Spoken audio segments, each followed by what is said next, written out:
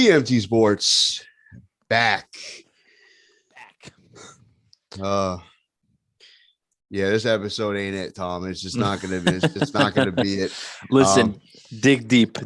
Let's dig deep, milk money. Let's dig deep. I'm digging deep. I'm always deep. But yeah, we'll just get this opening segment over with. We got a lot. We have not that much a lot to talk about for a Cowboys loss. I am not going to be ranting. I'm not going to have stats. I'm not going to do anything. I'm going to just tell it how it is and how I feel. And I bet you're going to do the same thing. Exactly. Let's get after it. Let's do it. Get after it. Let's get after it. We'll be right back. ZMT local landscape, local teams back. 0-for-3. Jets, Cowboys, Giants. Everybody loses. Everybody lost. Everybody lost. We stink. I don't know if you want to kick it off. I honestly don't have much. Go ahead. You go. Go ahead. Tell me about the Cowboys loss in Kansas City. Well, it was ugly, Tom. We can agree with that, right? It was a very ugly loss. Number one offense in the league. I guess the Chiefs defense is figuring it out. Chris Jones is a menace. The offensive line for the Cowboys have a lot of fixing to do because they're very inconsistent. But it's a good thing Tyron Smith's coming back this week for Thanksgiving. At least that's what the rumors are, because we need him. And I guess to break it down, I have usually my three Mike Cowboys takeaways. I put it on Twitter. I'm going to make it simple. I'm going to run it right through. Number one, defense. Very pleased with past games where the offense falls apart. The Cowboys defense always falls apart with them. Not this Cowboys defense. You can definitely tell there's a different presence in the room with Dan Quinn leading the pack and Micah Parsons. Every week I brag about him. He is the only person consistently every week that I can brag about because he really is. He is very good. And overall the defense, I mean, like they played bend but don't break. They let up field goals, they didn't let up touchdowns. They kept the Cowboys in the game the entire time. Especially because the offense couldn't even get a first down. So like I said, in the past, that game would be an absolute rout. But the hold Mahomes, Tyreek Hill, Kelsey, and all these dynamic weapons on the Chiefs offense to only 19 points and to keep them into the game literally the entire time. I mean, even if they scored in that last minute of garbage time, you never know. We've seen onside kicks happen before. They honestly could have gotten back in that game. So seeing crazy things. That's number one. Number two, like I basically just discussed it. Injuries, got to get healthy soon. It's always better to have injuries now mid-season than later on in the season, exactly, than later in the year, closer to postseason. I mean, with no Amari Cooper, with no Tyron Smith, with no CeeDee Lamb, who left with a concussion after basically at halftime. A lot of key weapons for the Cowboys are missing. I think there's about 9-10 potential starters that are missing for the Cowboys. They're not full strength.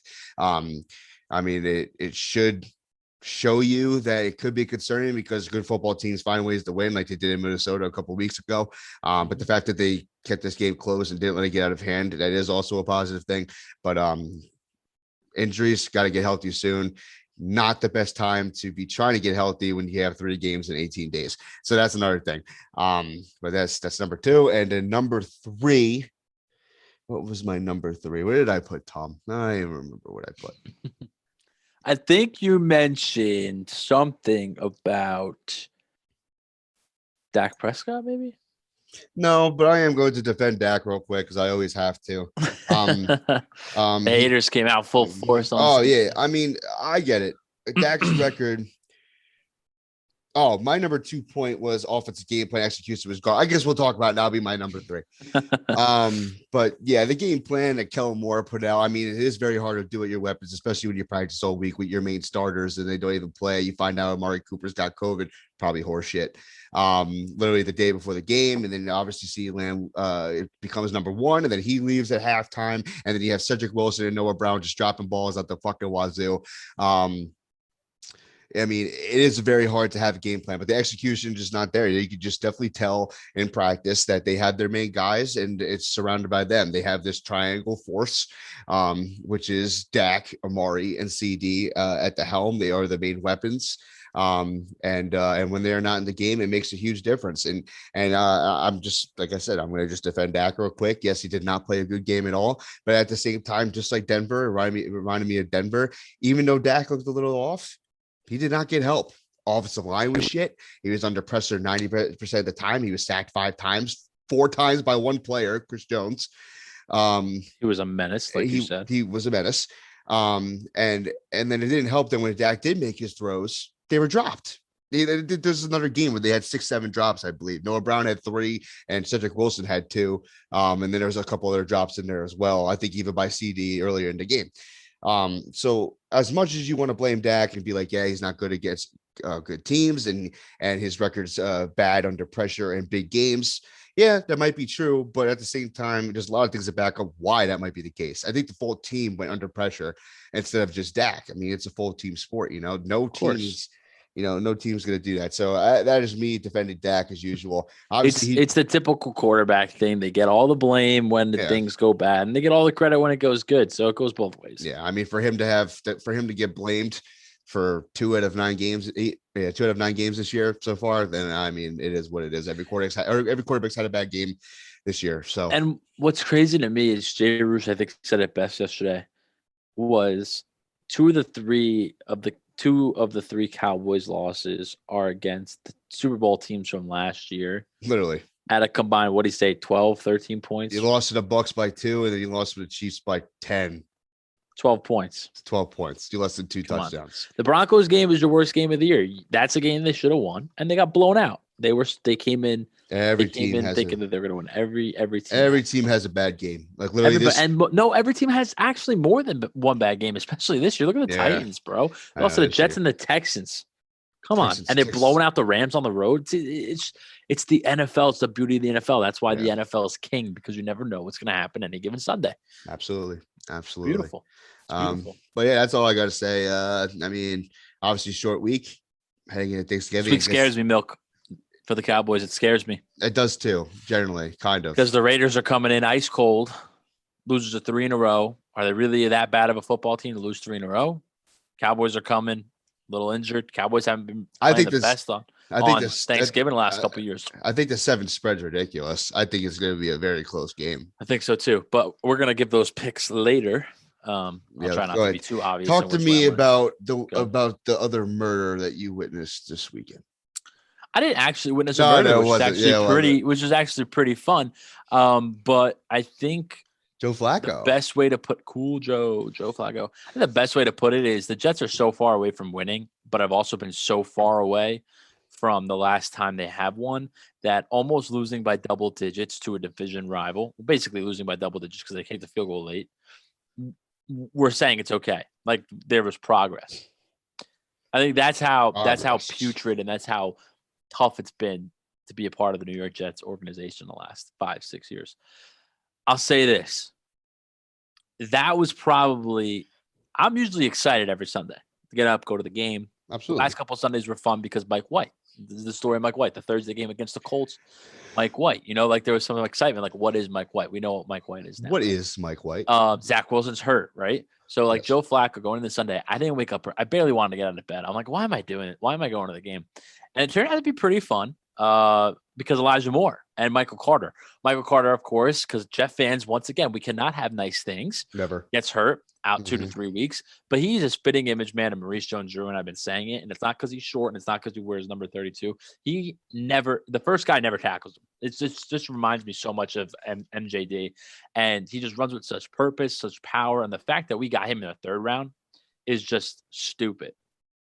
So I think the biggest thing from Sunday is that all the Jets rookies played such a big impact on being competitive.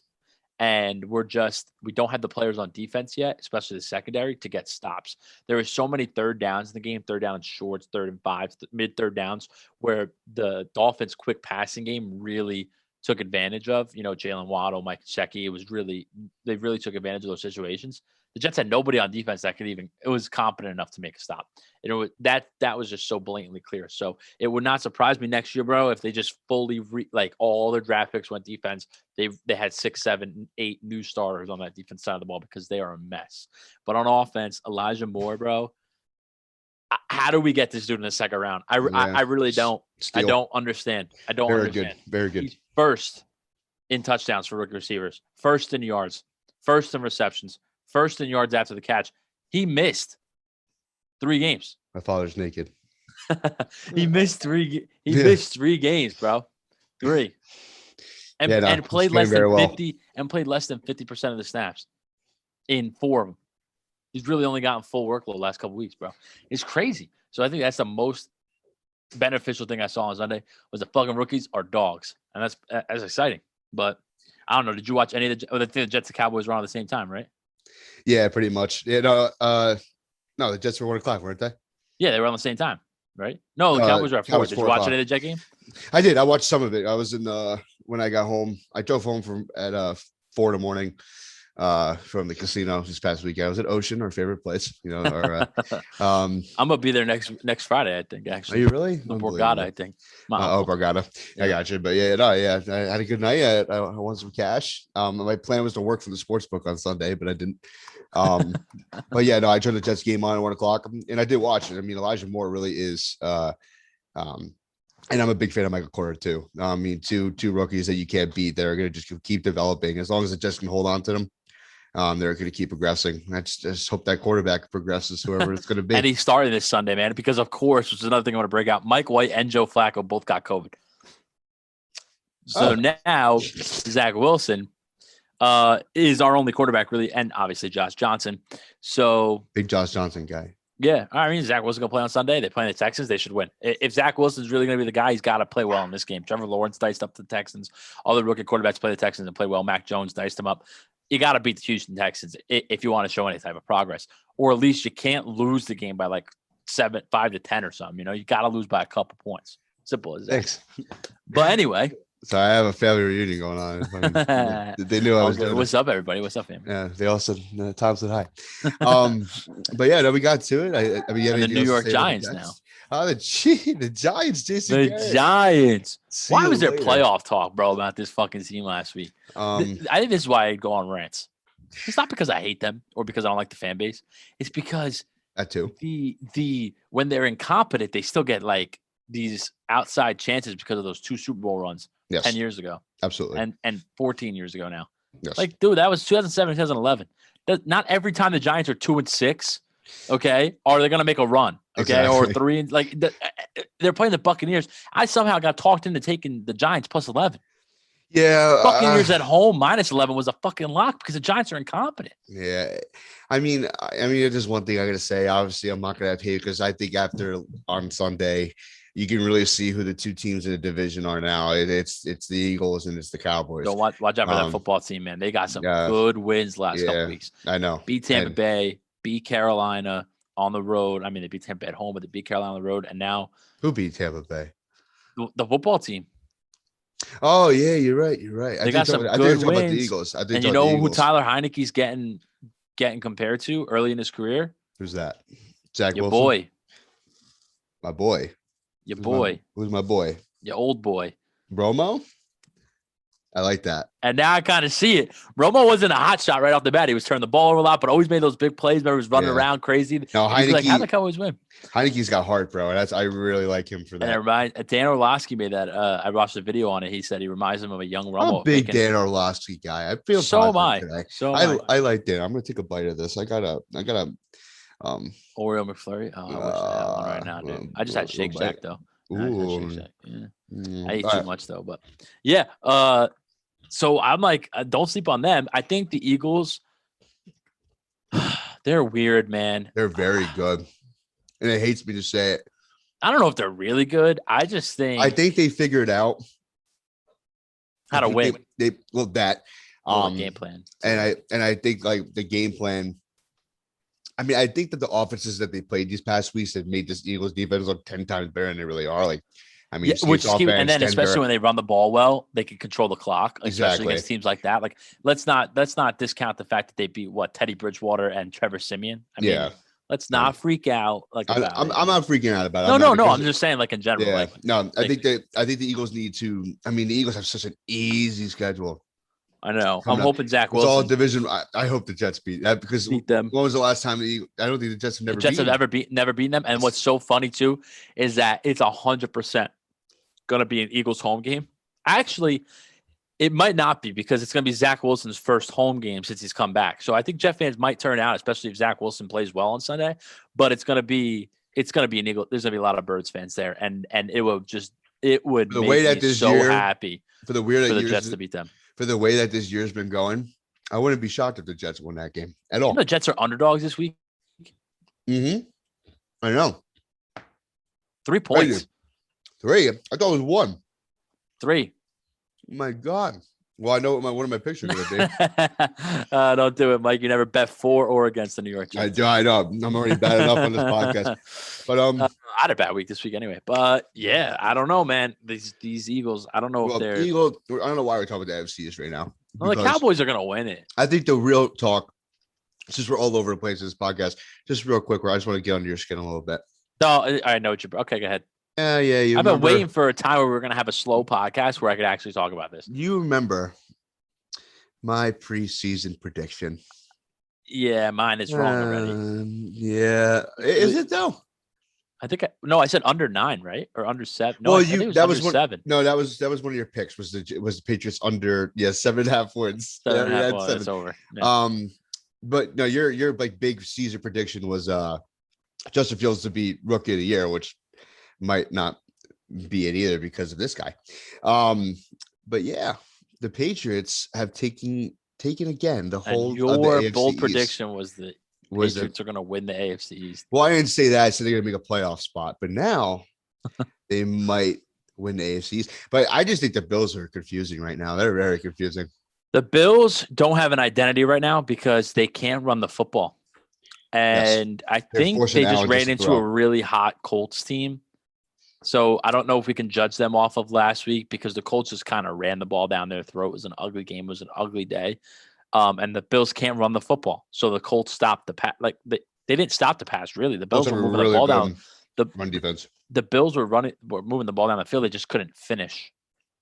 And when you don't have the run game, it becomes very predictable what you're going to do. And Frank Reich's a great coach. So what do you think? Are you ready to admit it yet? I'm not. And I'm going to tell you why. I think the hype around New England, I'll admit this. Bill Belichick's the greatest coach to ever live. Absolutely. And this is probably his best coaching job this year because his talent on the offense side of the ball is such shit. And I don't even know if we should be crediting him as much as Josh McDaniels. Because what Josh McDaniels is doing with Ramon Stevenson and Mac Jones and Jacoby Myers. I think I sent this in the group chat. Do you know the average yards of separation on Mac Jones's completions on Thursday was? It's like 3 yards, right? 3.5 yards. Yeah, it's insane. That's like 1.5 times the league average. His average yards per separation on all of his completions this year is like almost 3. This scheme is unbelievable. When I was watching the game on Thursday, there were so many guys open all over the place. I don't even know if Mac Jones is good or if he just has the easiest job in the NFL right now. And what's the weird face? You okay? I just got a text message. Yeah. Table for 4 at Shula's Steakhouse, Wild Horse Pass Hotel and Casino. Tomorrow or on Thanksgiving at 4 p.m. Where the fuck's that? I don't know. I'm sorry, Throw me Tom. off my Patriots. I know. I'm sorry. I'm just generally confused. It's in Arizona. That's weird. Okay, I continue. I'm sorry. All right. I might go to Arizona. No. Yeah, nice. But here's why we need to pump the brakes with New England. Cleveland was a good win, but as you saw, Cleveland barely beat Detroit. So no, Cleveland's a mess right now. I'm not taking credit for that win at all. No, the Chargers are the Patriots' only win, but you can't fault them because they're beating who they're playing, and they're also doing it in dominant fashion too. Yes, because they can run the football. Yes. I think that's what makes them kind of impressive is, they've been playing kind of teams that are at right now. Like, obviously, they blew out Cleveland. Obviously, they blew out the Falcons, who are really bad. Yes. But they're doing it in a dominant fashion, though. Like, they're doing it convincingly. And I think that's what makes them kind of scary right now. You know what I'm saying? Yeah. And, well, it makes them scary to teams that aren't good. True. Because they haven't played a real team in 4 weeks now. Who they play this week? They play a good team this week, don't they? That's what I'm getting to. The New England Patriots this week play the Buffalo Bills. And no, they don't. No, they don't. The New England Patriots play the Tennessee Titans this week. And You don't run the ball against the Tennessee Titans. Obviously, the Titans are one of those, the pool that we do like with Anthony Hernandez. I picked the Titans because so did I. Titans are slow. Titans are coming off a couple rough weeks or that bad win. You don't run against the Titans. Yeah. Or at least not a lot of teams do. The Patriots might be able to, but not a lot of teams do. So let me know when Mac Jones wins a game for the New England Patriots. You have to see it this week. I think the big thing that bothers me, and because you asked me the question, I'm kind of beating around the bush. I don't hate Mac Jones. I don't hate the Devils. I don't hate the No, I don't hate Mac Jones. I hate the idea around him already. Deal. I hate the assumption that he's going to be Tom Brady. I hate the assumption that he's already a top 10 QB. I hate the assumption that he's doing something special this year. He's playing like a rookie quarterback on the best team that any rookie quarterback's on.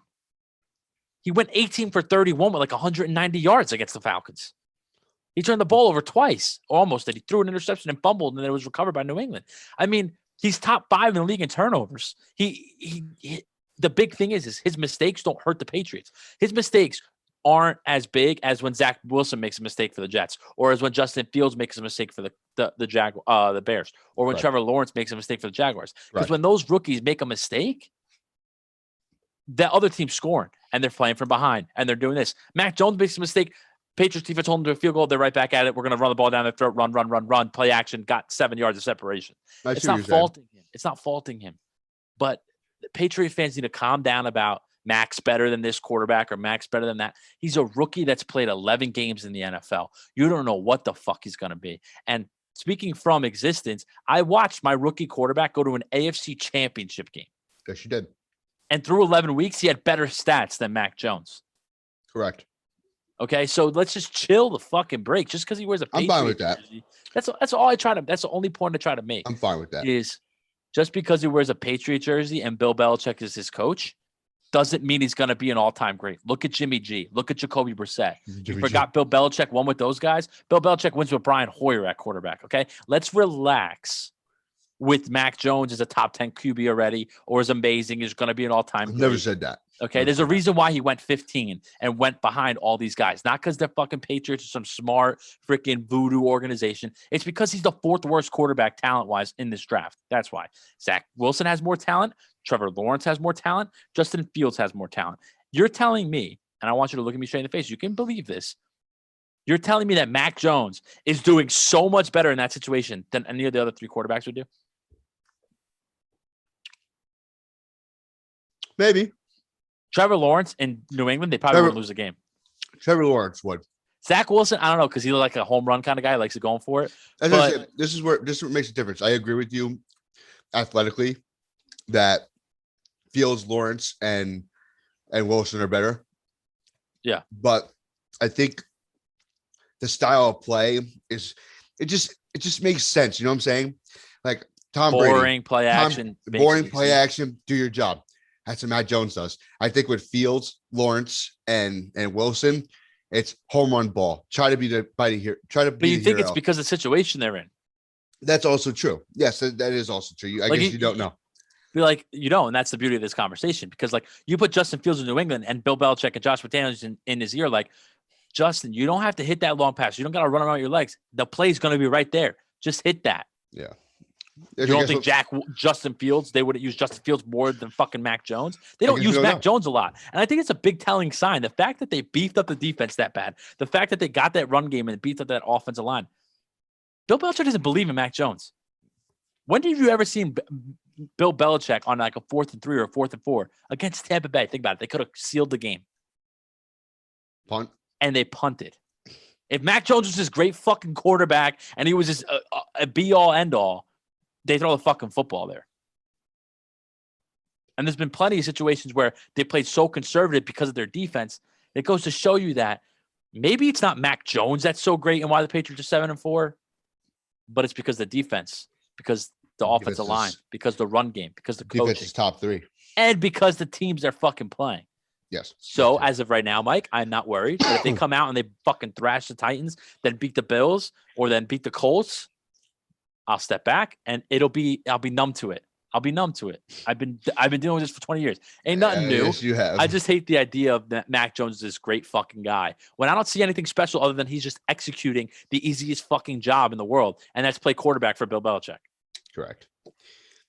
Well, this segment got way away from us, and I'm glad that you got this off your your chest. I mean, like you said, it's a slow podcast. And I'm kind of glad that I did hear that from you because, we're mid-season right now. Things are starting to come true that we predicted, not predicted. So I wanted to hear that from you. So basic overall, of course, basic overall analysis. Mac Jones is better. No, I'm just kidding. Mac Jones, best quarterback in the NFL. Over analysis. Cowboys need to get healthy, or they're going to get beat this weekend. Zach Wilson needs to beat the Texans. The Jets. I don't know what the fuck's going on with the Giants. With the Giants, they play. You know what? All right, we're going to get into it. Let's just get into it right now. Let's get into it. What did you want to do? You wanted to pick the money lines for let's just we'll just I like making that Thanksgiving post. I like to post something on Thanksgiving. So we'll just talk about the 3 games real quick. We'll just give our predictions for those 3 games. Quick money line picks. Okay. Who's gonna win? You can say why or not. One of the first game of the day. I'm pretty sure it's the Lions and the Bears. Who you got and why? The Detroit Lions get their first win on Thanksgiving against Andy Dalton. It's crazy. I think that too. I want that too. So did I. Let's go. I like the Lions to get their first win. Why not be grateful? Why not give the Lions their first win? And I'm picking TJ Hawkinson to score anytime because I'm going to make this big 3-leg $50 parlay. Very nice for Thanksgiving. Okay, and then obviously you go to the Cowboys. Cowboys against Raiders. I know you said it scares you. Who you got and why? Do you have the Raiders? The Las Vegas Raiders. Yeah, the Raiders. Okay, that's fine. I've been cold last 2 out of 3 weeks picking the Cowboys, but I just don't think this is a game they can afford to lose. I know I said it like every week, but I really generally don't think it's a game they can afford to lose. Obviously they're going to get Cooper. Oh, wait, they're not going to get Cooper back. Or Lamb. But that's the only reason why I did that. If one of those play, I'll pick the Cowboys. I understand, but I think if we've seen what happens with this Cowboys team, is going to get a full week of practice with the personnel that they're going to have. Sure. I think there could be big differences. I think this defense could stop Derek Carr. 100%. And they can run the ball against Vegas. They need to run the ball, and I think that's what kind of bothered me about on Sunday. Is the fact that they ran away from the run game. I know that the Chiefs had a really good run defense, but the Raiders do not. So I think Kellen Moore will cook up a good game plan. The Cowboys, there's no more annoying but better team at bounce back games than the Cowboys. Mm-hmm. So I'm going to pick them to win. I think it'll be a very close game, though. I think it's going to go down the wire. I like it. All right. I mean, I don't think the Raiders are going to run away with it. That's just like my little upset pick. Yeah, I understand. Like you're saying, Raiders be cold. Cowboys just came off a bad loss. Cowboys on Thanksgiving the last 5 years. That's another thing too. They lost to what? They lost to Colt McCoy one year, right? They got blown out. They lost to Colt McCoy one year. They lost to RG3 the next. They lost to Josh Allen killed them. I was like, Josh Allen's coming out game. Josh Allen killed them. Eagles killed them one. Yeah, it was just they're just bad on Thanksgiving. Hopefully they flip the tide. Yeah. I don't know. And then the last game, I think it's Bills and Bills Saints. I'm taking the Bills. I like this game. But I'm going to go with the Bills. I think the Bills need a bounce back win. So do I. I think it's in the Superdome too. Yes, it would be at New Orleans, which should be interesting. But yes, quick little 3 touchdown parlay. Give it to me real quick. I'm gonna place it. I'm gonna go with David Montgomery. One from each game. David Montgomery. He owes me money. Yes, David. I'm gonna go with Montgomery. I'm gonna go with Dalton Schultz, and I'm gonna go with Emmanuel Sanders against his old team. I like it. Very nice. All right, cool. And I guess we'll do a prediction for the Jets on Sunday. They play the Texans. Who you got, Tom? Are you confident in your Jets to get this done? We're going to lose. Tyrod Taylor kills the Jets, and Zach Wilson's going to show us why he's shaky. Give me the Texans 24-20.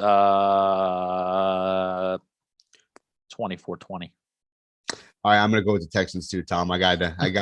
I just think after a big statement win like that for Houston, I mean, this fucking league's so annoying. It keeps Tyrod Taylor kills the Jets too. Just going under the radar. That's what I'm saying too. I'm going to go give me 20-13. Okay. Texans win. Nice. All right. I'm going to be a bold prediction right now. I think the Giants beat the Eagles. I'm going with the Giants. I think so too. I think it's at the Meadowlands. I think the Eagles are way over ahead of themselves. Yeah, obviously the Giants just like go Jason Garrett. They might be looking to clean house. I think the Eagles take this game lightly. Never take a divisional game lightly in NFC East. Yep. I think the Giants can win this football game. I'm going to pick them to win this football game. If I'm dead wrong and the Eagles just blow them out, then fuck me, because it's not good for the Cowboys. But I honestly think the Giants can win this football game. I generally do. I'm taking the Giants too. Wow, we are like 95% on the same page, except for my team, of course.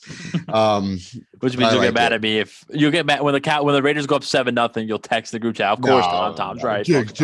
I'm not a jinx though. I'm not a jinx this week though, right? Because I picked against them. You're right. And then just one little last thing. I wanted to. What is your favorite Thanksgiving game, Tom? That the Jets have ever played in?